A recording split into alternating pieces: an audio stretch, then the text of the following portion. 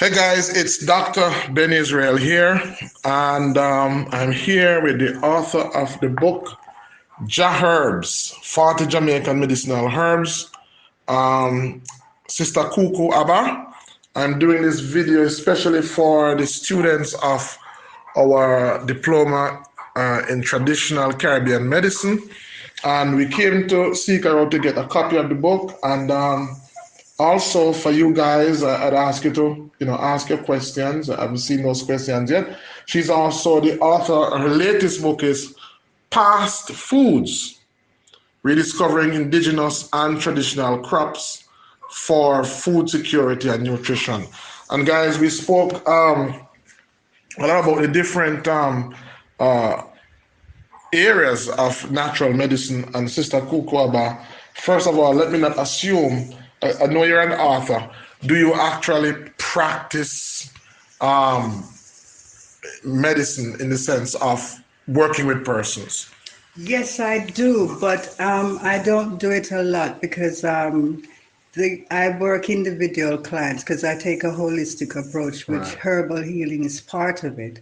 But I focus on nutrition and physical activity as well as psychological therapies like how people heal because I believe the mind is the most vital facet of healing because people's mental state can work for or against the process. Okay.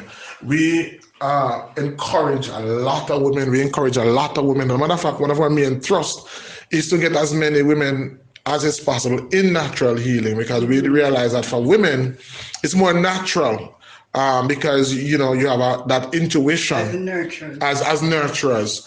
How did you get involved? Um, it was a journey that began some time ago, and it really came to fruition, I'd say, having children. And at one point in my life, I lived completely alone up in the hills, Wow. miles away with 2, 3 kids. And you know what kids are like. So you had to start to figure out and learn natural first aid because I was miles away from any practical help. So did you have any ancestral roots for your grandparents, aunts? Or do you have anybody who you see living that way for you to want to? You know, strangely enough, I had family members, but it got disconnected because a generation or so before me were the ones who bought into Western medicine and were the ones who were, growing up in a time where people had doctors available. So Okay. you find that a lot of the knowledge was being lost. That was what inspired me to actually. That's where I wanted to go. Yeah. Because I found out that my motivation to do what I do is because of a sense of responsibility that I felt when I saw this ancient knowledge, just fading away.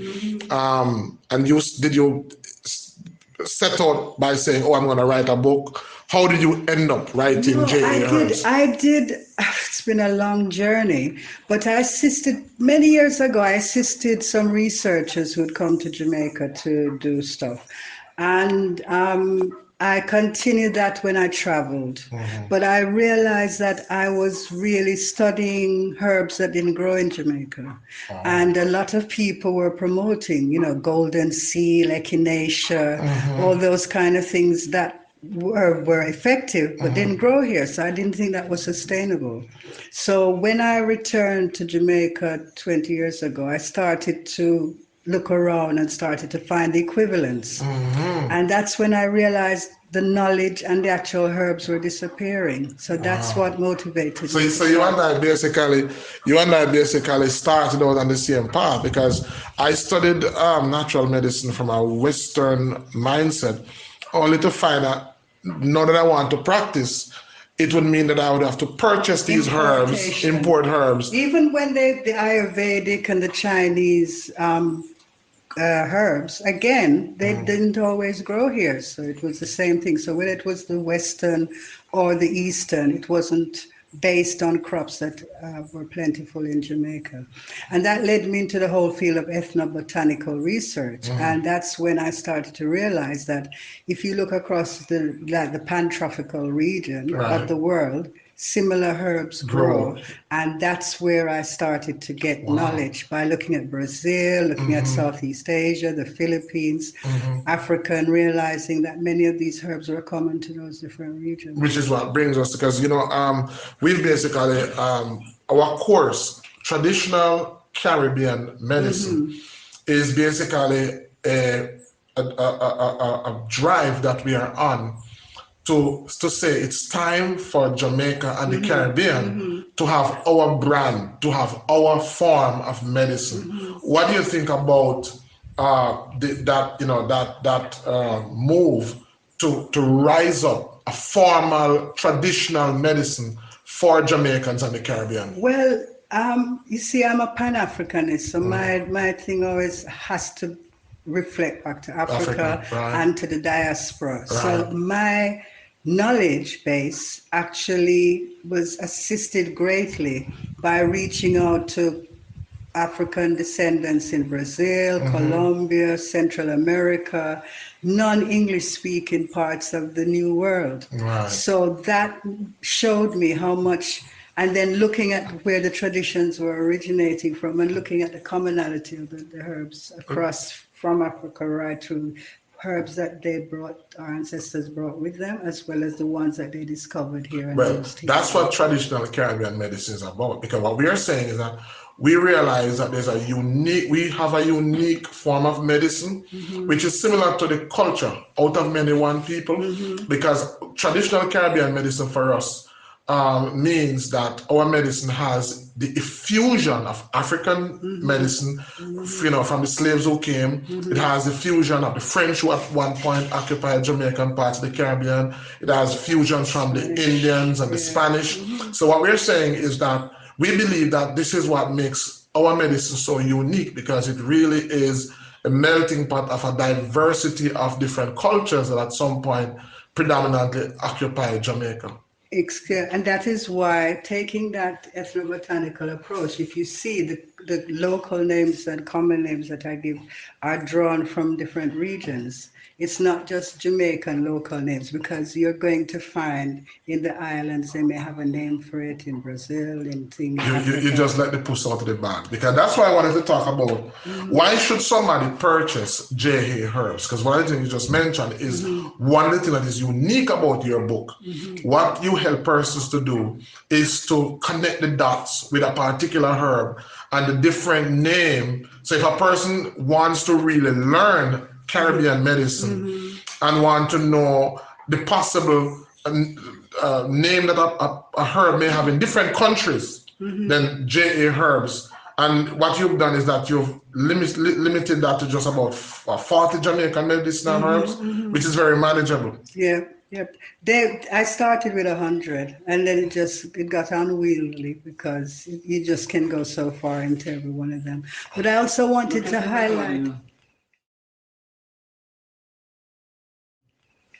I wanted to highlight some of the lesser known medicinal plants as well, because you see all the time similar ones coming up, and I wanted to highlight some of the ones that we may have forgotten about using, or we weren't that familiar with using, but that were here, like the ball bush, the jalapa, which I have growing out there. Yes. And the guaco, that has gone to shot to fame thanks to Dr. Sebi. Yes, we have the guava, which we use a lot for enlarged prostate. And it's very good for all gastrointestinal. Right. So for persons who are looking for a book that would give them a very good introduction to Jamaican and Caribbean herbs, I strongly recommend JA Herbs. Where exactly is it available? Where can persons get this? Unfortunately, the support to publish it wasn't here in Jamaica at the time, and I published it online on print on demand, and it's available online or from me. Oh, so it's available through print on demand. Yeah, you go online, Amazon, all the major platforms, all the major. It's there. Wonderful. But you didn't stop there. I don't know, it's almost as if we're on the same wavelength, because after doing JA Herbs, because I did a series of videos on alkaline indigenous foods, herbs that are alkaline and indigenous to Jamaica, because I believe that we have put a lot of emphasis on vegetables that are already regulated and controlled and also genetically modified. So a lot of the nutrients and a lot of the medicinal, is not there. What we need to do is to look to alkaline indigenous foods. And I see where you went ahead and you did another book, Past Foods. Tell us what motivated you to do Past Foods, and why the name Past Foods? Well, the name, first of all, is because a lot of these foods have been around for hundreds or thousands of years. And we tend to always be looking out for the next big thing and not knowing it's already here, and not seeing perhaps the nutritional benefit in foods that we're familiar with or that's been around a long time.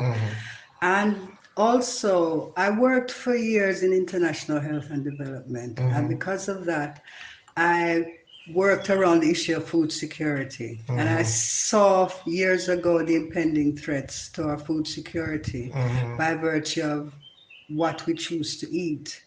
And being the problem with the Caribbean is small islands, not self-sufficient, so huge import bills. And traveling to the Sahel region in Africa, seeing the ravages of climate change, but also seeing our own fragility as far as the weathers and so on. So that's what started the research. And then I started to discover the Sahelian roots of a lot of the foods that we've now come to. Just educate. So it's a Sahelian foods. The Sahel region of West Africa. Many of us originated in those areas.